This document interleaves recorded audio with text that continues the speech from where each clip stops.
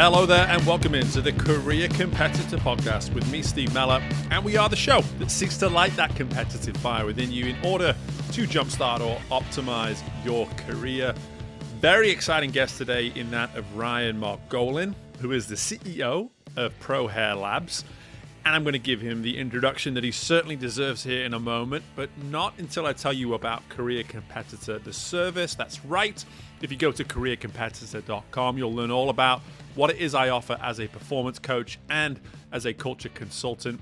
But with you choosing to listen to Career Competitor, the podcast, firstly, make sure you're clicking that 5th star, subscribing to the show as well, giving us a follow in some way, shape, or form on whatever podcasting platform it is that you choose to listen to us on. But also, if you're here listening, that means that you are excited about the idea of optimizing performance, reaching your potential. And that's what I offer in my performance coaching service. I would love to learn a little bit more about what it is I can maybe do for you when it comes to optimizing performance, reaching your potential, and helping you with the sheer process of what it means to go from where your expectations currently are to realizing what it is you're truly capable of. Be sure to reach out to me, steve@careercompetitor.com. That's steve@careercompetitor.com to set up your free 30-minute consultation with me today, and you can tell me all about your background and all about why it is you think something like performance coaching from a guy like myself could be of use to you. Now let's get to my guest, Ryan Margolin, who, like I said, is the CEO of Pro Hair Labs. And today, Ryan is on the show to join us to talk about how to build the belief and trust towards an idea and a product to where it has the chance to become successful. The story of Professional Hair Labs is one that I think, firstly, you're going to really appreciate hearing from Ryan. But secondly, so much of what has happened with the company in the 13, 14 years that Ryan has been associated with it has happened because of a willingness to just do, to act. As he's going to tell you today, so much of what it means to be a competitor is reliant on one's willingness to take action. You can do all the work, you can do all the planning, you can have the greatest ideas in place. But if you're not willing to simply do the simple act of doing, then you're never going to have the opportunity to realize the potential for something. This inquisitive nature that Ryan has led him to pursue and discover things that, had he not had that nature, may have never been discovered. And as you're going to find out, the sheer success of the company was born from a targeted campaign that would allow for him and those surrounding the company to truly appreciate and understand the potential for its success. So I don't want to go any more into the story because Ryan's here to tell us all about that and so many fantastic pieces of insight along the way to help entrepreneurs, business people, competitors. It really doesn't matter what walk of life you come from. Just because Ryan and I do come from this entrepreneur world does not necessarily mean that this cannot impact you in another way. So make sure you're paying attention, make sure you're comfortable, because it's time to sit down, relax, and enjoy my discussion with Ryan Margolin, the CEO of Professional Hair Labs, on this episode of the Career Competitor Podcast, and I hope you all enjoy. Okay, well, it gives me the greatest pleasure to welcome in Ryan Margolin from across the pond today onto the Career Competitor Podcast. Firstly, Ryan, how are you on this Monday, mate? Yeah, all good. All good. Just another day of the week, but thanks for having me. I'm really looking forward to having a chat. Absolutely. Feel so fortunate to have you on. You know, what's funny with the show this year, Ryan, you may or may not realize that we've had an enormous amount of entrepreneurs. It has a little bit to do with the fact that I've ventured into that space in the last 12 months myself. I've got a bias towards it now.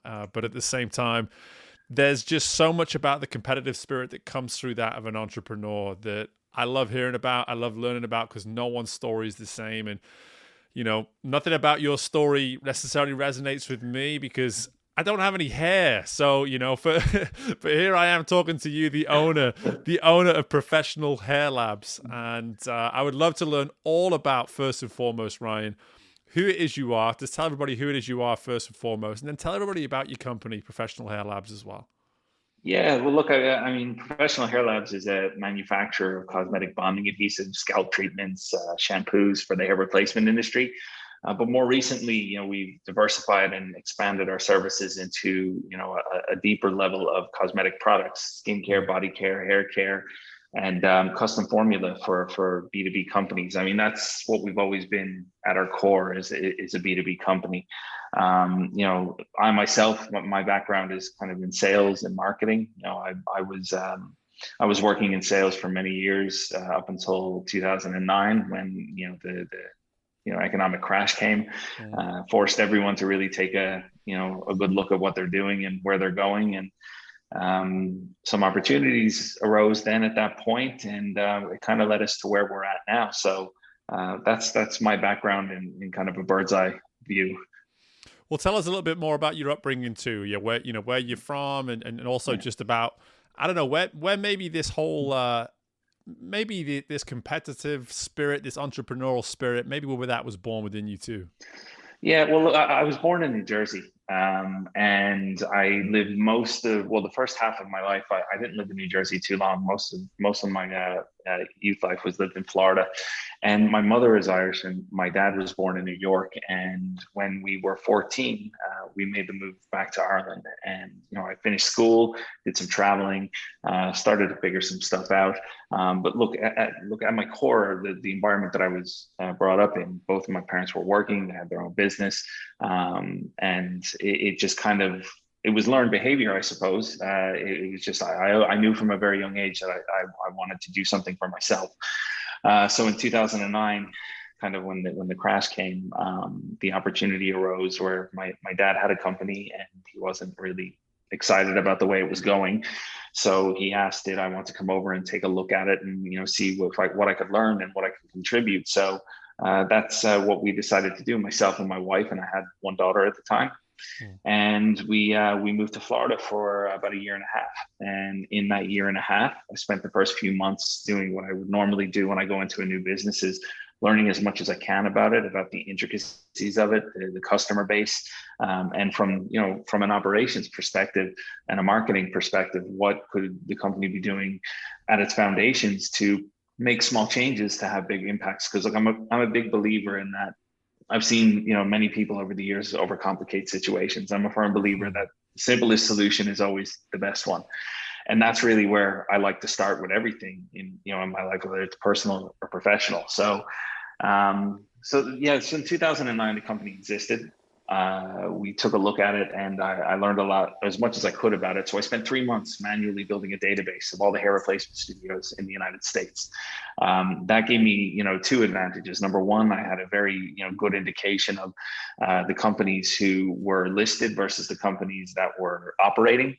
And then it let us know exactly where we should be targeting some of our initial campaigns. So there was thousands of studios throughout the United States that were on this list. And what happened was we decided to rebrand everything. We stripped everything back, the company, the message, the products, and at its simplest marketing strategy, we launched a direct mail campaign, simple postcard front and back.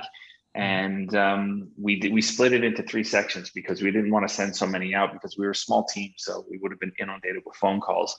But from there, within the first 18 months of launching that campaign, we tripled revenue of the company. So we knew we validated the product at that point, because the company was operating in very low 6 figures. It was like 250, 260,000 a year company at that. So once we knew that we had this product that was very, it solved the problem in the industry, and it was safe and it was effective, we started to realize the potential for, international trade. So myself and my wife were living there. We kind of made the decision it really wasn't where we wanted to be long term. So we made the plans to move home. But before we did that, we took some of that money and reinvested it then into opening an EU operation. And throughout the years after that, and the way things have evolved, the company has grown kind of year on year quite substantially.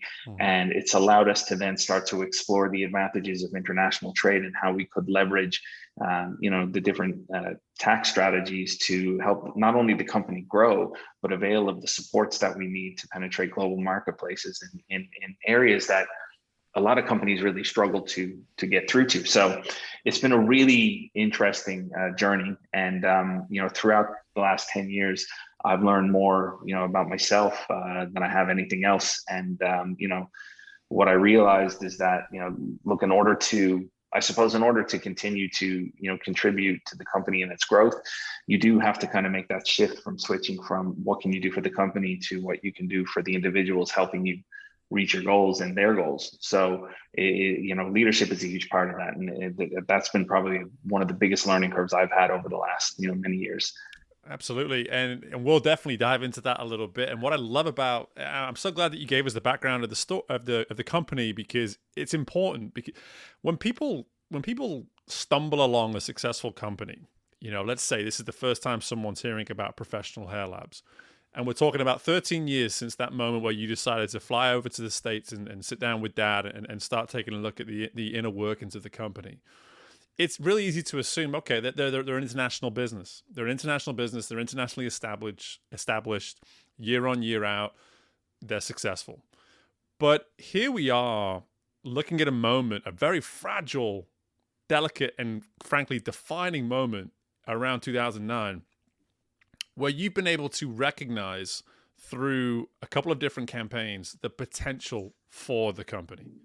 So it wasn't that you just made it successful. At some point in there, you had to actually recognize that there was a potential for it to be successful. And for any entrepreneur specifically listening to this, that is massive. It's massive to recognize that, listen, you can have all the ambition in the world, you can have the greatest business plan in the world, but at the end of the day, the potential for the thing to succeed, you have to be able to recognize that potential in that idea before step 1, 2, 57, 105 can even be considered. So listening to this story, and it seems as, again, to use your term, simplicity, something as simple as a direct mail campaign to say, hey, what's the potential of this product? What can we actually do with this product? What did you find, Ryan, in that decision back 11, 12, 13 years ago? What did you find that did for you in terms of truly recognizing the potential for what the business could be? So there's a couple of things. What I took out of that was, first and foremost, is that coming from the previous positions that I had before I started working with my dad in the company, I was working in a company where there was a lot of red tape. A lot of decisions had to be made before decisions could be made. And I think ultimately at its core, then it held up a lot of the progress. And for competitive people who are laser focused and people who love to learn, it's a very difficult environment to operate in. So what it taught me was that when we did this direct mail campaign, when we removed all the red tape, there was nobody to pitch to, there was nobody to get a sign off from, there was nobody to try to convince. I'm a firm believer now when it comes to businesses and building businesses, the best way to do it is just bootstrap it. Just get everyone out of the way and just go as quick as you can. You're going to make mistakes. No matter if you go slow or if you go fast, you're going to make mistakes. There's going to be pitfalls. And then start to get as much data back as you can, because very quickly, if you do the simple things, you'll find out if you have a product worth supplying. And for us, fortunately, it was that case. You see, the core of the products that we supply had existed for, almost 10 years previous to that. The only difference is we did it in a way that completely separated ourselves from all the competition. And we focused on education as a huge part of the sales process. We didn't charge for it. We just heavily relied on a lot of phone calls, a lot of emails, and a lot of outgoing content to make sure people knew what the product was, what it did, and what it was comparable to, so they knew what to base it from. So I think the key lesson for me, just to answer your question there, is that, bootstrapping something, in my opinion, when you're getting something started, is a much better way than trying to overanalyze things or put too many hurdles in the way of actually doing something. Because if you do that, you'll just end up doing nothing at all, and it'll just slow down process dramatically. Yeah, it's that very much a student of the trial and error, school for thought. And I'm a believer in that. I'm an advocate of that, and I've graduated from that school, and I've also failed from that school a number Yeah. of times. I think it's really important to understand that. And as much as we're trying to sort of maybe pigeonhole this discussion into this world of entrepreneurship, this is really life. I mean, this is just life as a Yeah. whole. It's how you, if you really want to get out of your way, get unstuck, if you will, at some point you just have to pull your bootstraps on, like you said, and just do it. Just give it a go, see what happens. And in your Yeah. case, in your case though, it does sound as though you had the luxury of saying, hey, it's not like we're just flying by the seat of our pants, so to speak. It's more that we have some good data in the background. We have some Yeah. good knowledge of what this thing can be, but for whatever reason, we're just not recognizing the potential for it. Wouldn't you say? Yeah, and the one thing that I learned, at the very beginning was that it's very different, having a belief about a product versus other people believing about a product. So, you could think you have the best service or product in the world, but ultimately what it comes down to is that, are people going to buy it or engage with it? So, when you start to get that back and you realize that, look, we have a viable product or service here, it does, I wouldn't say it makes it easier, but at some points it makes it easier to continue to go on because you keep getting knocked back. You keep learning. Like, for example, the first 18 months I was in Florida, we validated this product in the US. We were doing extremely well in where the company was at that time, but when we opened in Europe, I took those same principles and methodologies and I launched it in the European marketplace, and it fell flat in its face. So there was a huge cultural learning curve there that Right. had to be figured out in order to start to penetrate some of the other European marketplaces.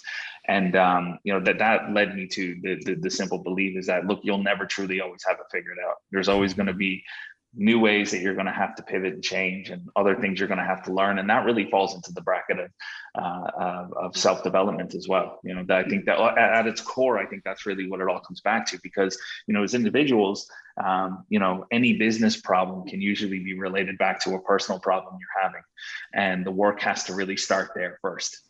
I mean, now you're in my area of expertise, and I love that. I love hearing an established business owner is screaming this on the rooftop right now, that for every business issue, let's say, there may be a personal self-development issue that you can maybe look in the mirror and have a truthful discussion with yourself about, that you weren't necessarily expecting to have. And you alluded to that earlier in terms of especially what the last 3 or 4 years through the COVID and all this kind of thing, I'm sure what that's forced you to do, how that's forced you to pivot, but most importantly, how it's forced you to really look inwards and say, how do I need to grow? How do I need to keep pushing the needle as the owner, as the leader of this company, to not just run the company, as you said, but to actually expand and improve and enhance the performance of individuals within the company.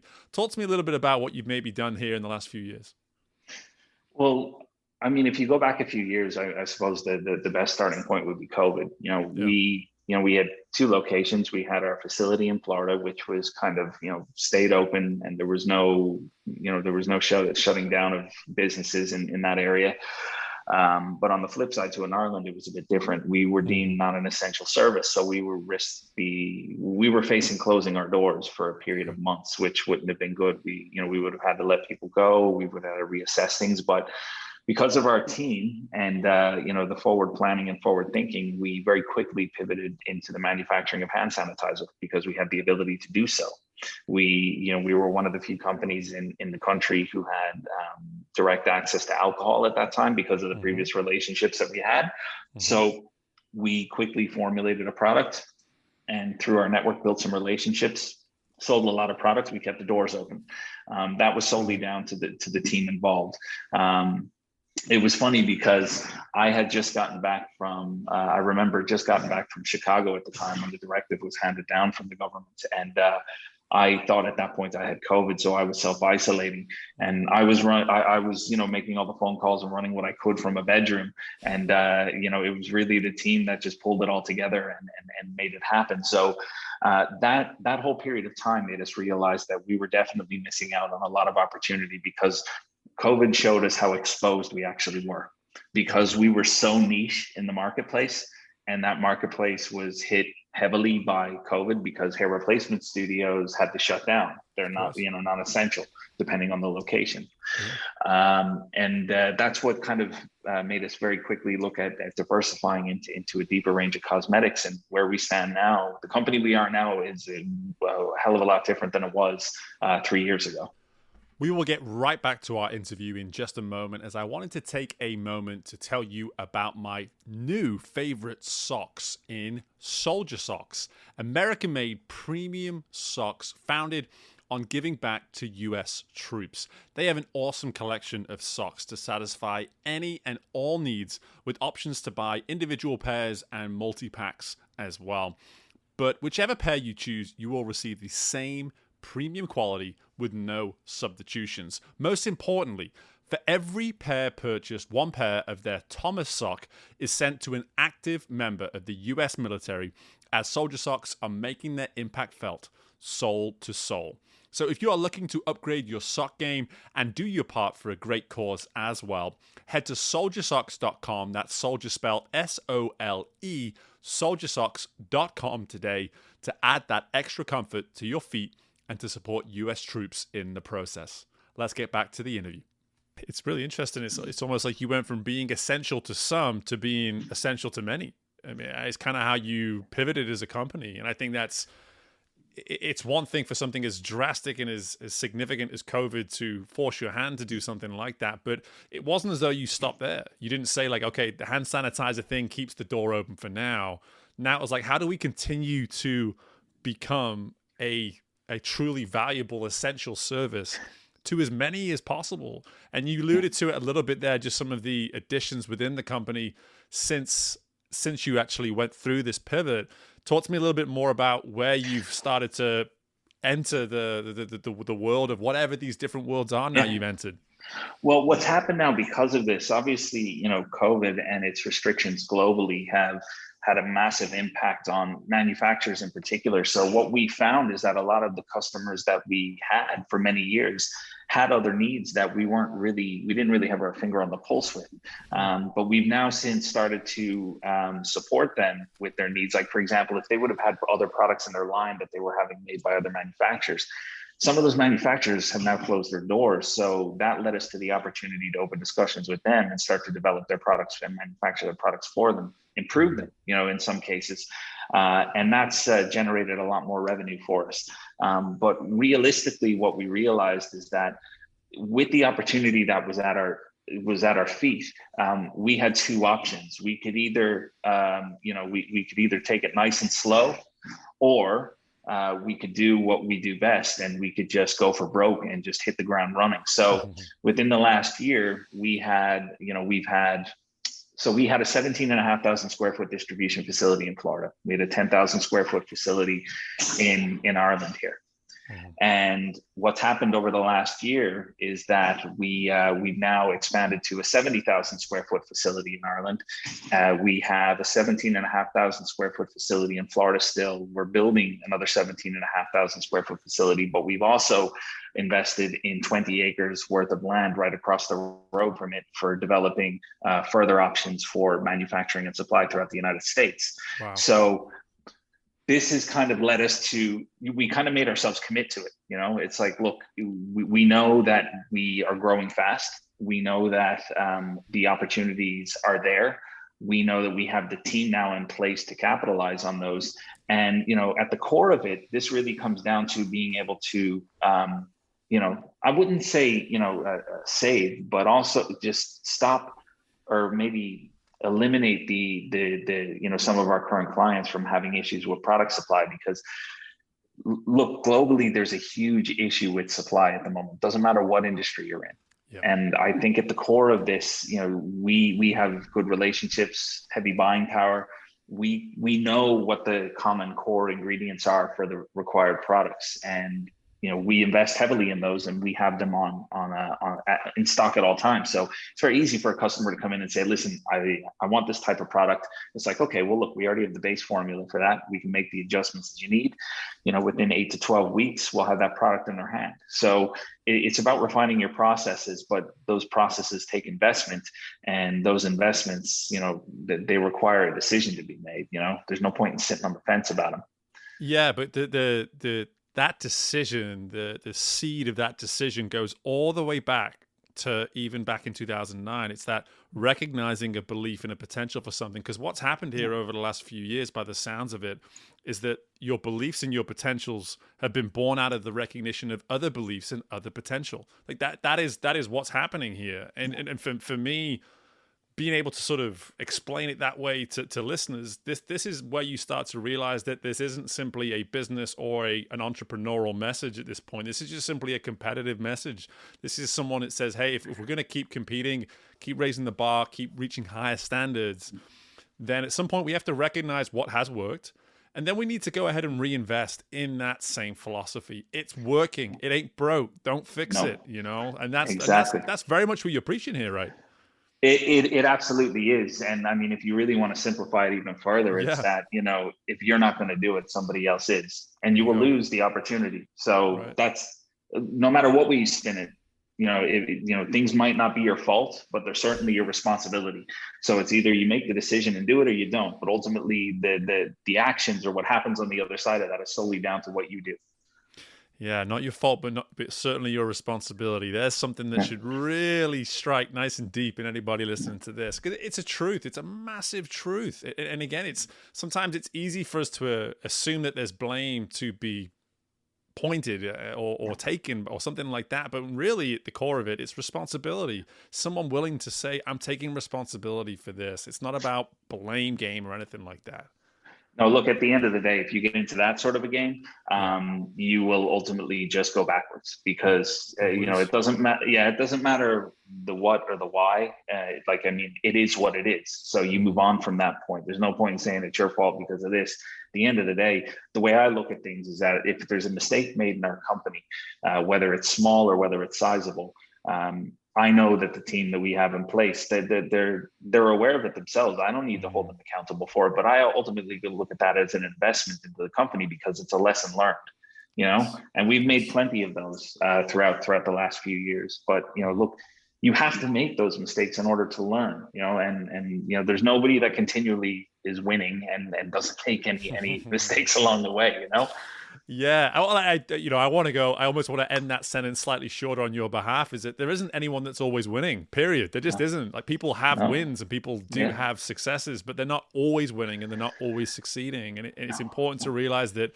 you take the wins and you celebrate them and you learn from them the same way you do with defeats. But at the same time, a new cycle's right there. It's always coming. There's always a new cycle. So you're right, and like the truth of the matter is, I actually prefer the losses, because look, at the end of the day, you don't learn a whole lot from the wins. Like for me, we would achieve a goal, or we would reach a goal, and everyone would be really excited. And it's like, for me, like, I don't get excited. For me, it's just a checkbox. It's like, okay, it's done. What are we doing next? Done. What are we doing next? Let's keep this ball moving. And I think with that, when you're running a company, like for example, right. The company is run by myself and my two brothers. My brother Daryl is the vice president. My brother David is the COO. And, our different personality types are what make this work, because it allows me in the background to check the box and move on. Whereas, my brother Daryl would be, very good with people. He's a very good leader, and he directs people very well. And then my brother David, he's a very logical individual. So from an operations perspective, it's like, if there's a hole, it's patched, so it's a really good collective. And ultimately, at the core of it, we're all quite empathetic people. So we're always able to put ourselves in the shoes of another, to look at the situation from a different perspective. Because if you don't have that in business, you can get quite self-absorbed, and the view of how things are become a little bit skewed. Yeah, and it's funny. It's a term I use with clients all the time, which is that of competitive collaboration. It's understanding that the three of you there as brothers, different titles, different responsibilities, but you are all three of you are equally trying to get out what you're willing to put in. And that's what Absolutely. really competitive collaboration is. It's Yeah. saying like, listen, we're pushing each other. We want to compete at high levels. We're going to do it in a collaborative way. And it's going to come at times where you move and I stay still, and vice versa. Yeah. But that empathetic mindset, man, that's the Irishman in you. That's all it is. Yeah. Yeah. Actually, you know what? I think when you look at it, it probably is. Look, I know many individuals who run their business the complete opposite way, but and you know what, they're very successful. But I think, look, it works for some and it doesn't work for others. But I think the way we have the company set and run at the moment, and I'd like to think, the team that work with us would say the same thing. But it's a very easy place to work because everyone knows what they have to do and they just get it done. Yeah, that's wonderful. And, it makes things like B2B, like you mentioned right there at the outset of our conversation, so much easier to be able to implement when you are so consistent, so authentic within as a company when it comes to representing yourself to other businesses and collaborating. Again, even going back to that term of competitive collaboration that I used. It's easy to do. It really is, because there's no version of you when you're presenting yourself to someone else versus the version of you that you're presenting to your employees or whatever it is. The consistency, the authenticity, it's there at all times, I have to assume. Yeah, no, it is. And me personally, I wouldn't have it any other way. Look, I wouldn't be comfortable with presenting, my current position or what I do on a daily basis in one way, like say online, for example. Now I'm not really heavily active online, but, people will get snippets into, few things in my daily life. If I'm on holidays or there's a business thing going, but you meet me in person and that's kind of exactly what you get. It's like, I'm not this big outgoing extrovert. In fact, I'm quite introvert and I'm quite private, but, I just think, it's vitally important that what people see across all touch points is the same, because, you should just be yourself. Yeah. No, it's one thing I've always said about introverts is that there's this, in this world, especially with this need to be public and online and all this kind of thing, the one thing you get from introverts is consistency. I've worked for a couple over the years, and as tough as it can be to get information from them at times, the consistency with who it is you're working with is something that cannot be ever argued. What you're getting, and I get that in abundance from you, Ryan. I get you a little bit more extroverted than the average introvert, I would say, but especially with your shirt right now, man, it's a loud shirt. Yeah, it is. And I only realized that when I sat down. I was like, I was like, maybe I wore the wrong shirt. I don't know. Not at all. Just bring all your normal self, your authentic self to Career Competitor, man. I love it. One last question really I have for you, Ryan, is that, you've talked so much about development and obviously the development of the business, and you've referenced self-development specifically for you. I'm always interested, the person at the top, what does that look like for you? What does it look like for you to be able to stop, to self-assess, and where do you feel as though maybe your, secrets to being able to doing that? What sort of maybe one or two secrets do you feel as though are important to you in order to be able to self-assess and stop when you think you need to? Yeah, I think for me, I think that the biggest thing that I had to learn to teach myself over the years is that I had to let my mind become stronger than my feelings, because there's times where things happen and, you're passionate about it, you believe in, and you can get quite emotional, but you're never going to once ever show me a person who made an emotional decision that turned out to be the better one. So I think it's vitally important as people. It doesn't matter if you're running a company or it doesn't matter what your position is. I just think in order to self-reflect, you have to be able to allow your logical self to override any emotional feelings that you have, because only then will you kind of get to the core of what you're trying to achieve or what you need to address. And those are some of the hardest things to do, because the emotional part of you is like, no, I don't need to address that. There's always a reason. I can blame something else or somebody else for something, but really when it comes down to it, you need to look at things a lot more in depth, because that's what separates doing it from not doing it, in my eyes. Yeah, and that's the beauty of so much of what we've talked about here today, is that it can sometimes, when we use these terms like putting on your boots and just getting into it and getting on with it, sometimes people can assume that's rash. But when you talk about exactly what you've just spoken about in terms of the willingness to work within and on yourself, it's actually coming from a really well-established place every single time. It's not that rash. It's not something that's just out of left field. It's actually a very well thought out, smart move if you're willing to give yourself the, let's say, justification that it is in fact that. Yeah. And those things do take time, like, I mean, 100%. obviously building anything takes time, anything of any, any substance. So, but I think as people, it's the exact same, change takes time, but it has to happen, because if not, you just carry all of your, your old everything into the future, you, whoever that is, and you don't allow yourself the opportunity or the space to become better or be the better version of yourself. Yeah, 100%. And that's what I love about the show, is that so many people tune in to learn about secrets to success of building businesses, of careers, and etc. And one of the easily the most consistent message over the 140 plus episodes we've done is the fact that it starts from within. It starts with the strength of the self. And when you do work on the self and you do that process justice, so much of the other stuff, the likelihood of it really coming to fruition is immediately, just multiplied, so on and so on. It is. And, as a business owner or, or anybody really, it's that you have to, I think, you really have to be willing to grind through the period of time where there's no one that's going to believe in you. As they say, like, the work always has to come before the belief. It's like people or, a market will not believe in what you do or what you sell, if you don't yourself. So you need to make sure you're pushing through those limits and those boundaries and making that work for you, and not expecting anything in return for a long time.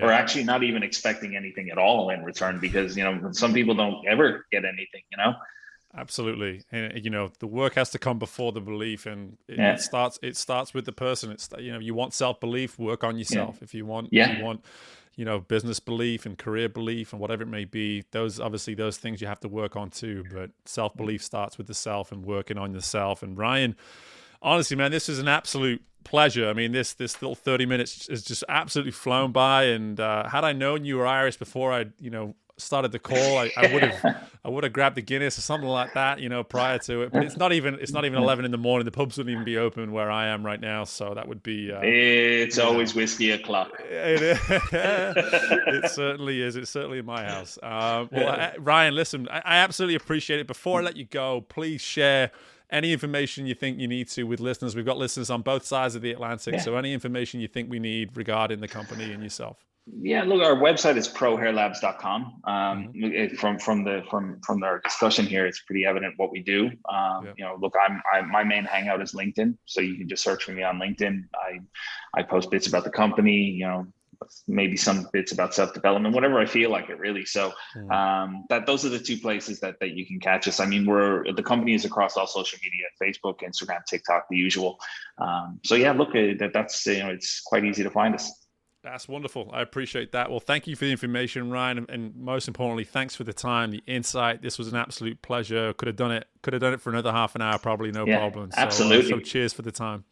No, thanks, Steve. Appreciate it. And my thanks again to Ryan for joining us on the show. And I would be doing a disservice to Ryan if I decided to make things too complicated here, as a man that preaches the simple approach. So what I'm going to do is I'm going to give you 3 steps, takeaway, if you will, for how you can do exactly what this episode's about, how you can build the belief and trust towards an idea or a product to where it has the chance to become successful. So step number 1, do the work to have the belief to take action. So that is the inner focus to begin with. Do the work inwardly to build that belief to then go take action. Secondly, put on your boots and go collect the data that will help you learn and grow. If you've done a thorough job on step 1, there should be nothing holding you back on step 2 to go out and discover, learn more about the product, about the idea, whatever it is, so that you can start to build and grow from that. And my final step, step number 3, allow the recognition of belief and potential that you get from that data to fuel the pursuit of getting more recognition for more belief and more potential. It's a cycle. people. It's a cycle. When you get that recognition, that does not mean that you've made it. That does not mean that you found the finish line, you climbed the mountain, and it's time just to sit back with your drink in hand and relax. No. That is the recognition that the process is in fact working. So go back, repeat, go back to step one and think about the work you have to do to build that belief, to take action again, to start the process all over again. There's a simplicity to what Ryan has mapped out here for us, as he said, but at the same time, that doesn't make it any less difficult to do. You still have to put these steps into place, have the willingness, the bravery to go and do it. So I love the insight from Ryan. There was plenty of other things along the way, plenty of other nuggets of information that you could have written down and picked up, and that could be of huge benefit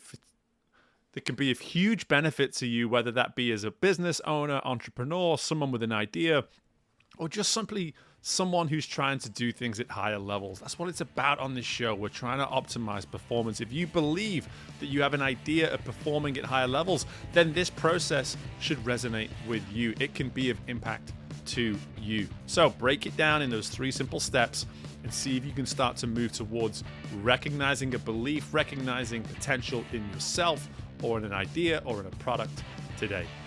So again, my thanks to Ryan for his insight and for joining us on the show today. But most importantly, thank you to you for choosing to stop by and give us a listen.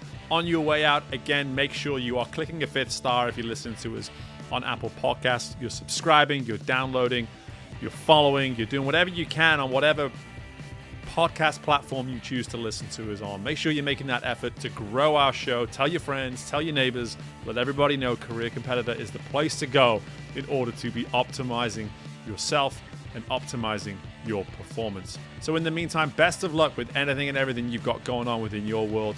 Feel free to reach out to me, steve@careercompetitor.com. Just say hi if you'd like. I always like to connect. And I look forward to speaking with you all very soon. Bye for now.